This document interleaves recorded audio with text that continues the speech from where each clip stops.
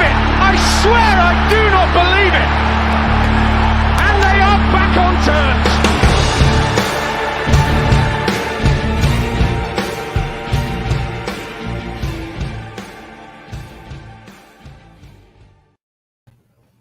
Hello and welcome to the Rotherham United podcast. This is a post-match live show.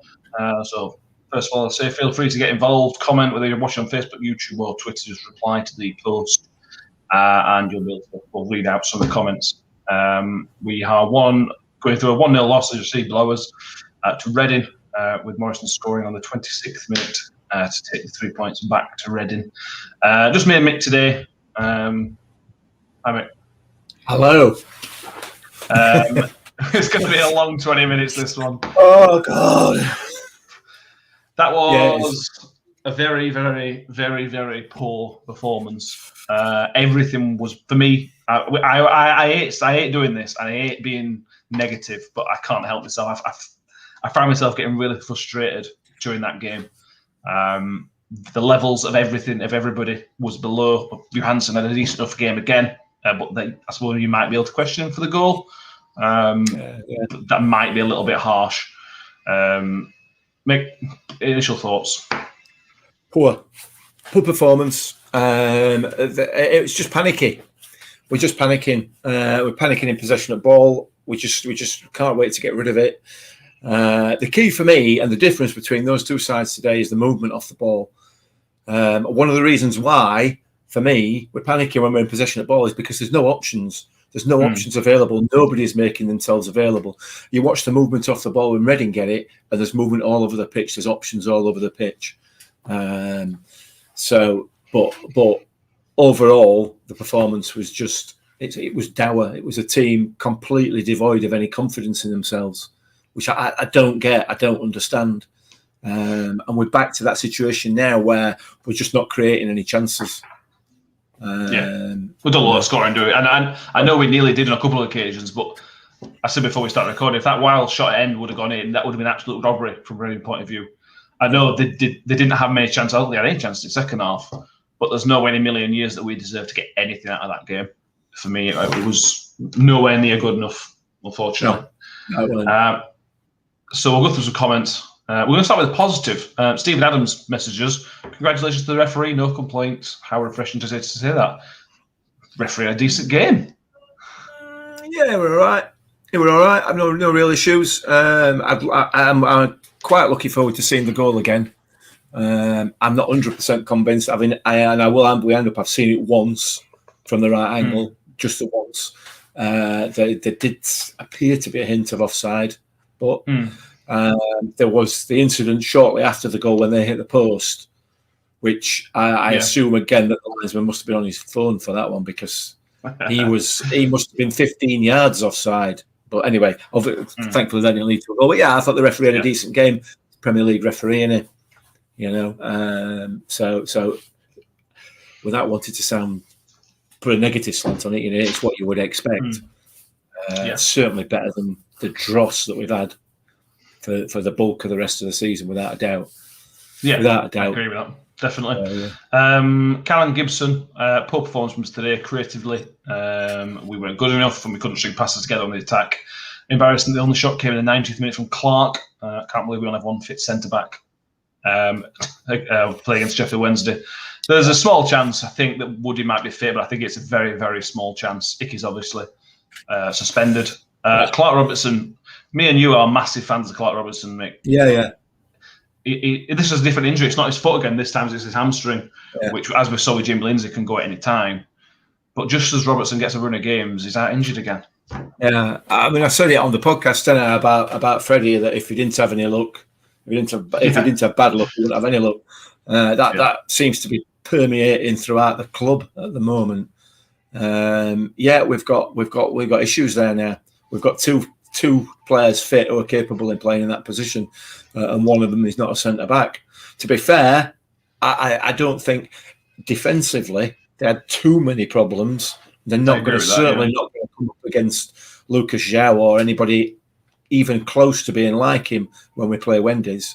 But the distribution, certainly from Wes Harding today, was.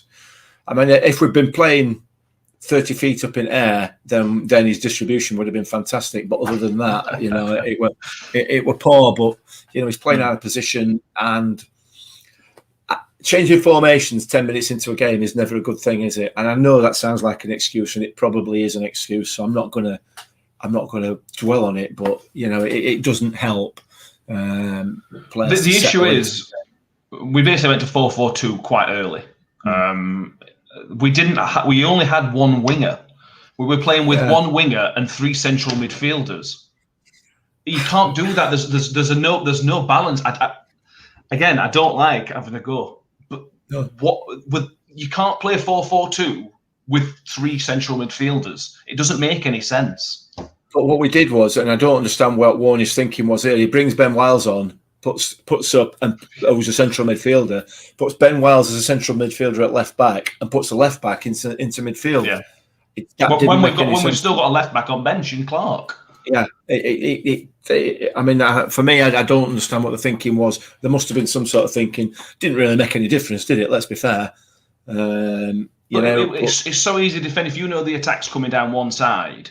It's so easy to defend. All they had to do was put a couple of people on Giles, because they didn't have to put anybody on right hand side, or when Giles went to left hand side, vice versa. Yeah, Flojo could have come on. Sadler could have come on. Yeah, it was bizarre, and it's had a big impact because we look disjointed, and you're going to look disjointed if you've got 3 central midfielders and 1 winger. It doesn't make any sense. No, it doesn't. Anyway, I'm sure we'll come back to this. Chris Millwood, I hope Bennett's calming himself this week for pre-match. Yeah, he's going to have a nice lie down as he likes. No, he's busy, isn't he, unfortunately. Training again. Training. So, yeah. He'll be back there on the other one. It's guesty. It's poor. That's all you need to say. I agree. Mark Gambitt's simple passes going begging throughout the game. He's remitting no confidence. This is another area, just simple 4 or 5 yard passes. The thing is, the 4 or 5 yard passes didn't work. So what we started to do was knock it long, but they're knocking it long to waiting to Giles. It's just they're not thinking about what they're doing. They're just hoping something happens. Yeah, I think Breck or Les Payne summed it up in commentary. Yeah. We're looking permanently for Hollywood pass. Yeah. And it's not coming off. All the time. It's simple. Just we need to maintain and retain possession, and we're just not capable of doing that at the moment. Not at all. So yeah. Yeah. So, Jack Hopkinson midfield was poor. Smith McDonald was standout player. I think means Angus McDonald. Yeah, just put below Angus. Man of match, Smith for him. Control was outstanding. And equally the movement off the ball was poor. He thinks it was 50-50 game, and we did deserve a point. I suppose we had the chances. I find it really difficult to be positive and see that side of the game. For me, we didn't deserve anything, but that might be just my immediate reaction to the game. Afterwards, I might calm down here, Dave. Yeah. If you want to get Matt's proper view of it, listen to the podcast later in the week when he's had 24 hours to think about it. Absolutely. Josh Smith, I hate to say it, but if we lose this week, you can see Stewart getting twitchy about managerial changes. Players are half bothered and more bothered about turning down contracts and doing their job. Yeah, there's some rumours floating about. I'm sure there's other people who know that about 4 players have turned down contract offers during the week. And at times, Mick, and it's easy to say that, but at times it looked easy to see that they didn't look like they were playing as a team necessarily. There was no teamwork's not the right word, but there was no connection between the areas, which we would normally see. Crooks was, for the most part, anonymous, I thought, today. Gave the ball away a lot, Crooksy.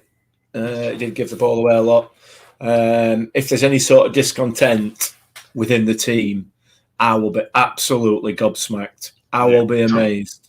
If there's any issues in terms of contract negotiations, I'll be absolutely amazed. If any player accepts the first contract offer that they're given, I would again be absolutely amazed. You know what I mean? I will not take any sort of, or I personally wouldn't take any sort of, draw any sort of conclusions from the fact that they've turned the contract offer down. You know, they probably haven't, to be fair. Their agents will not be for agents, will they? So You know what I mean? Yeah, it just mentions there about Stewart getting twitchy. There was rumours in the end of last year, I think in the Bristol City game, that Tony Stewart was getting a bit worried and the trigger might have been pulled, and we ended up winning that game. Hopefully that's nothing. There's no point changing mind at this time of season. Whether you think one is right man for a job or not, there's no point changing it with this many games left of the season. Unless you're going to bring Neil Warnock in, there's no point doing it. Listen, let me nail my colours to mast here. You know, if we're going to get into the Warney out, Warney in argument again, count me out, mate. You know what I mean? And seriously, I'm not interested. You know, that there should, in my view, and it is my view, and I accept that other people will have a different opinion. In my view, it's a non-conversation. Certainly for the rest of the season, and you were not going to sack him in summer, so yeah, I agree. But we're not in charge. No, of course, absolutely. Yeah.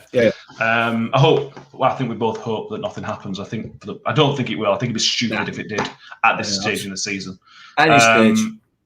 Well, yeah. if we play like that for the next 17 games at season, 16 games at season now, then there's real questions to be asked. But we're getting to the hypotheticals now, which is a bit pointless. So we'll move on. Yeah, absolutely. Chris Millward again. I said we need to mix it up after a few games, but at the moment we can't pass between us, so perhaps pumping it forward is the best chance of getting something. Yeah, that's possibly right, but at the same time, Smith was, although he had a good game, and I agree with somebody else who put further up about him being man at match, Reading did the same thing as Forest, and they just sort of put a couple of people on him. How many times did Smith have two people? I think at one point he had three people marking him. Yeah, because we were signposting what we were going to do, weren't we? A lot of time. Yeah, absolutely. And he don't get a lot of protection anyway, does he? No. And he didn't get it today, and he's not going to get it. There's no point moaning about it. It's the simple fact is he is not going to get any protection. So you know. Just on quickly on Reading's manager, Poundovich, I think that's definitely not how you say it. But that's how I'm saying it. This was the toughest game he's had since he became a manager, which is okay. Fair enough. Really? we played better at their place in first half up until when they scored. Yeah, right. Fair enough, lad. No. I mean, it's very kind of you to try and make us feel a bit better, but it ain't working. No, it's definitely not. Josh Smith again. His second point he made, because you went to us earlier. I think if fans were in the ground, then the players wouldn't perform as they were today, getting away with stick with fans not being there lately. I'm not sure. Well, bearing in mind how we played sometimes last season, because at times last season we did play badly. It doesn't seem to make a difference. But I sort of get what you're saying. It gives them that lift, doesn't it? It will give them that boost in confidence. You know, we start to put pressure on at the back end of the game there, and when you've got the crowd behind you, it does add that bit more sort of impetus to attacks and what have you, doesn't it? So, it's the same for everybody, though, isn't it? It is the same for everybody, and it's just one of those seasons. We're going to have to look back at the end of this season and think what a crap season it's been for everybody. As supporters, because we've had to do this and watch it this way and not be involved. We're not involved, are we? In the wins, we're not involved in the defeats. We're not involved in the games, and it's really tough. So I think if the fans were in, we'd have won more games at home. Definitely, no question about that. But so would other teams. But so would other teams at their places. Yeah. So absolutely, yeah, definitely. Yeah. Chris Millward, we need to be smarter. If Smith has three defenders on him, there has to be space somewhere. We need to move it quicker to find the space. Yeah, and I think wingers help with that, because you've then got more options. If you've got one person out wide, you're then restricted to one option. When we play with two wingers, Olusunde never came and helped Flojo. Clark helped sadly quite a lot at times, but Olusunde never made that sort of extra run to help Flojo, and it cost off Flojo a couple of times where he didn't have an option other than to try and take the man on, and it didn't work. One of the differences between now and these sorts of performances and the performances when we were doing really well is that threat from Olusunde and Harding or whoever it was that playing on the left hand side is just not there. Matt Olusunde has dropped off a cliff. He seems to have lost a yard of pace. I don't know whether it's just tiredness. I don't know what it is, but he's not the danger that he was. and at the same time that's happened, we aren't creating any chances. It might be a coincidence. I don't think it is. You take that and Jamie Lindsay out of the team as well, and that bite and fight in midfield, which is not there. And then that straight away we're starting to look a much weaker side. So yeah, you do start to wonder with something like also we mentioned about contract talks. If he's maybe thinking, well, if this is a sinking ship, I don't want to, head's already thinking to moving on next season to try and save the championship. Yeah, that might be way off the mark, but when players' forms drop off and they're nearing the end of a contract, that's where my head goes straight away. Unfortunately, yeah. Very cynical, Matthew. Very cynical. After today, it's going to be in it. yeah, I suppose. I'll let you have that one today. Jason Wick looked lost today, guys. Some very strange decisions from the bench despite the difference in quality. Still had the chances. Paul Chadwick below. Paul One's tactically inept. I think saying he's inept is harsh, very harsh. I think today particularly he tried to be too clever, and he's done this before. He's tried to be too clever by not just put two wingers on pitch. Just play if you're going to do that. Just play 4-4-2. It felt like he had to play Crooks in that position just behind strikers. No, he didn't. He could have dropped Crooks into midfield, or he could have even put Crooks that way because Crooks was quite quick. Crooks on bench, I think Crooks should have started today. Well, yeah. I think he's trying to be too clever, or he's trying to force people into holes which they don't necessarily need to go into. It's not ineptitude. I just think he's trying to be clever. I think that's what it is. Jason Wick, for the first time this season, I fear the worst. Yeah, I said after the Tuesday game against Forest, Mick, that we need to up our levels. We need to change, not necessarily change anything, but just perform better. And if this is a sign of things to come, which is 2 games is not quite a pattern, but it's not far off. If this is a sign of things to come, we're going to go down. If this is what we're going to play like the next 16 games, we are going to go down. I don't think we are going to play like that, but it's the signs of a worry, isn't it? Yeah, it is. What we've got is a situation where 3 or 4 weeks ago, people like me were saying, we're up, we're staying up, we're fine, we're absolutely playing really, really well, we're playing really, really well. And now people like me are being silent, and the other people, the other side of the coin, are saying, "Oh, we're going to go down." Panic, you know what I mean? It's the two sides of the coin. Right in the middle there is probably where we're going to be. You know what I mean? Yeah, we're going to have some bad performances like we have done for the past 2 games, but yeah, we're going to have some good performances. Hopefully, and that's what it's going to have to be now at this stage of the season. It's going to be enough to keep us in the division. I still genuinely think we've enough to stay in this division. I don't think there's any doubt about that, and that's because of the quality that we have got, that we can have when we. I'm not going to say when we want to, but when we do put it together, and also the lack of quality that a lot of the other sides have got in this division. So listen, it's 2 games. It's 2 games realistically. Well, it's 2 game of performance, but was it 5 on bounce now we've lost? It is, but it's the last 2 games that were the 2 that we expected to win. Yeah, you know what I mean, or expected to get something out of them. We're only losing 1-0. We've lost all 5. Well, sorry, we lost Cardiff on 2-1, but we've lost all 5 by the odd goal. The issue for us is the issue that we had prior to Christmas. We are not creating chances any longer. No, we did, and now we're not. And that's the issue that's got to be addressed. And I don't know what the answer to that is, I'll be honest. But it's keep your hold at balls first part. Well, yeah. On to Jukester IFC 94 on YouTube. Not good enough today. Couldn't string 5-yard passes together. 1 shot in 90 minutes. Whether it's home and away, if it's put at home, it's terrible. Whether it's home or away, 1 shot on target, and it's so late on, it's not good enough. Mark Gambles, we could do with a few games being postponed. Kidding, but we do need a breather and get some training into them. The international break is going to come at a good time for us. It's the end of March. I never thought I'd be waiting and hoping for an international break. Who would have thought that? But I can't come soon enough for me. Exactly. We ain't obviously having any internationals, so it will be 2 weeks of. Well, 1 week probably the players resting players who go spend some time with family and chill out for a week, and then hopefully a second week of not hard training, actual training.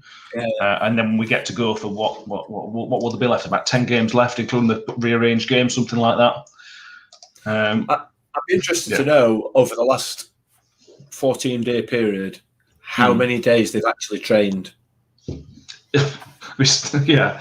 If it's more than 3, I'll be amazed. Yeah, absolutely. So again, that's something else that you need to put performances like that into the context of that as well. So with no time, there's been no time in there looking at the opposition. You know, there's literally just been fitness and the odd bits and pieces that can only possibly have been that within the last within that period because of the lack of time that we've had.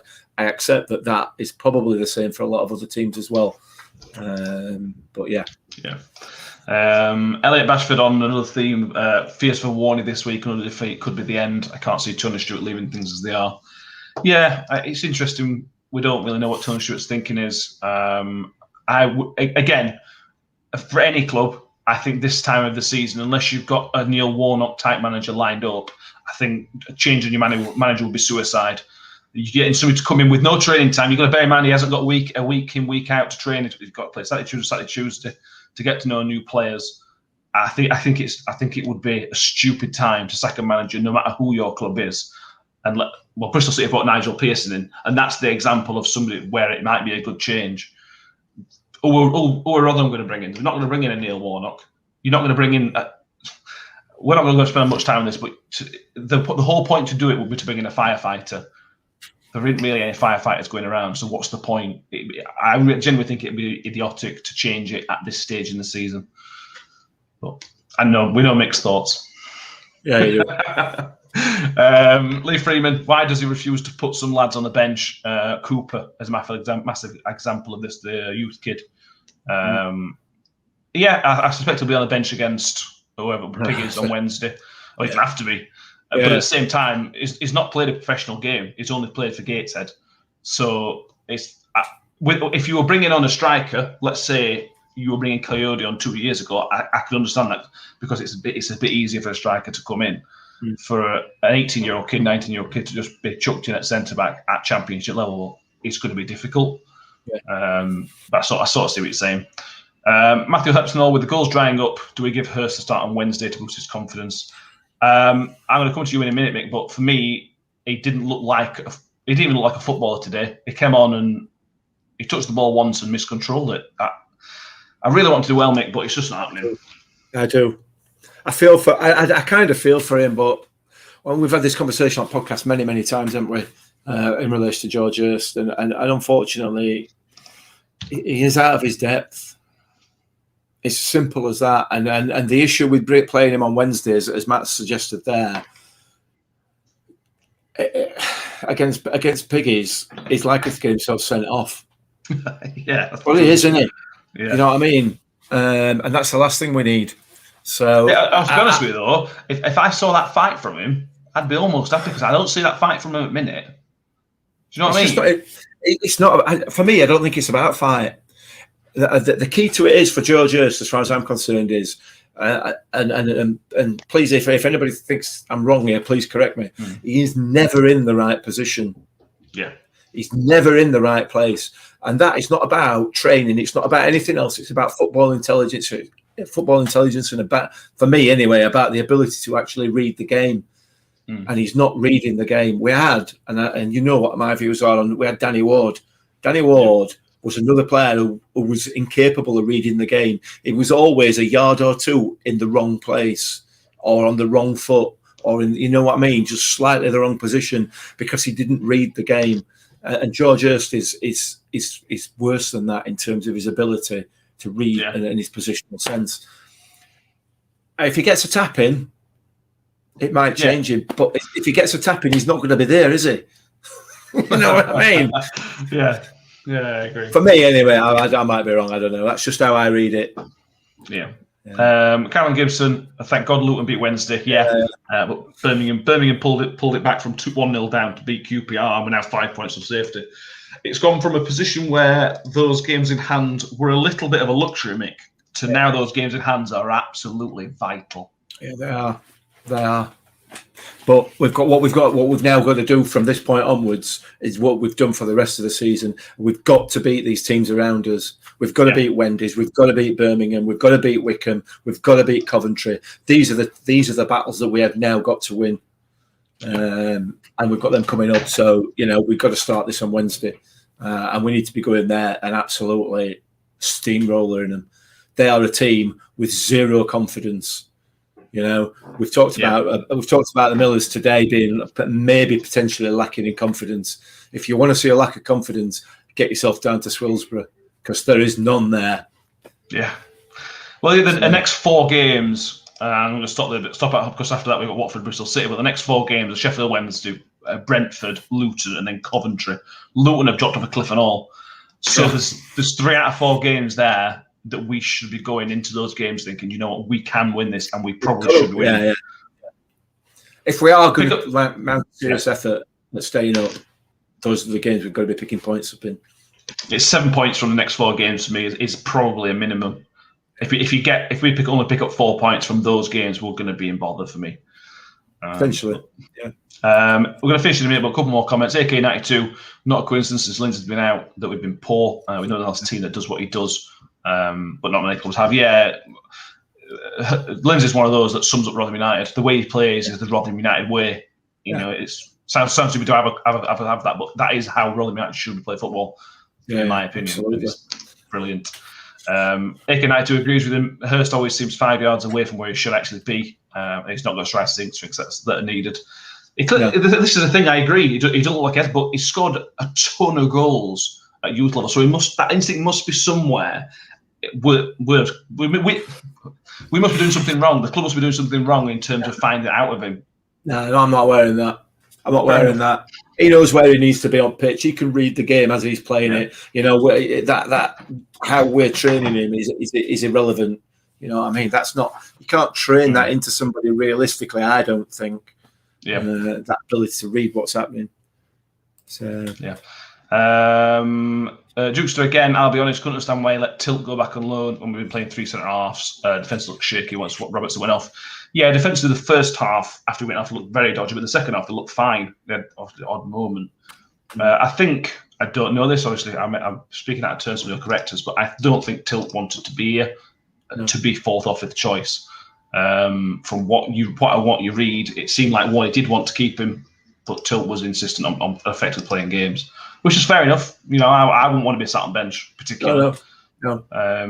But it has left us short. In hindsight, it's left us short. Yeah. But I mean, if we'd known that we were going to suffer 2 injuries and a suspension in space of a game, then we'd have bought another 4 central defenders in January, wouldn't we? You know what I mean? Yeah. And Lee Freeman, finish on this one. Lee Freeman. The other side of this is one wanted a winger. Yeah, we had to change with Ogbene being injured. But we still have a winger to change the formation, putting square pegs in round holes. Giles and Clark can play together. Mikel Miller is now on loan at Northampton and was fantastic against Piggies at New York. Yeah, I agree. He looks scared to change formation properly. If you're going to play 4-4-2, let's play 4-4-2 with 2 wingers. If you don't want to play it, that's fine. We'll play something else. But if you're going to do it, let's actually do it and put, like you mentioned there, we've got to put the square pegs in the square hole. But his hands were tied today, weren't they? With circumstances. Well, not necessarily. No, it could have brought on Sadley as well, or could have brought on Joseph. If you're gonna do that, and you have to do it properly. Don't play 3 in the centre of the pitch and leaving the right hand side massively empty. Is the best word. Very, very frustrating. Final mention: we got this given by Footy Towels. So thank you very much for this. We're going to be having this in a background. So you can all go on some holidays soon, hopefully. So get them bought. So you've got Tria Miller's colours as and when you can. And please subscribe to our channel YouTube on there, because we'll be back on Monday morning with a much more in-depth review of this when we've had time to calm down a bit. Ben will be back as well for that one as well. And then we are doing the watch along on Wednesday against Wednesday, live on Sky. So because we can't watch it IFL, we'll be doing the watch along for that. I dread to think, bearing in mind the form that we're in and the form that Wednesday in, if it was possible that 2 teams could lose, this would be the game it would happen. It's going to be -3 each, isn't it? Yeah. To be fair though, if it finished 0-0, that's as good as both teams losing because both teams need 3 points. Yeah. So it's going to be 0-0. Yeah, that's you're probably right there, to be fair. We've got to start creating some chances. We need to create some chances, you know. Yeah, absolutely. Finish Mark Gamble's. He's looking forward to Ben's rampage on Monday. So if anybody wants to listen to Ben having a rant, I'll try and I'll ask him his opinion on Clark Robertson pulling his hamstring. I'm sure that'll set him off. Yeah. He's not training it right, is it? Bless him. So thank you all for watching, getting involved, and the comments. We do really appreciate those. Mick, thank you for doing this and being the positive one today. Well, that makes a change, doesn't it? It does make a big change. Thank you very much. I can do it, you see. Yeah, exactly. No, always a good goal, man.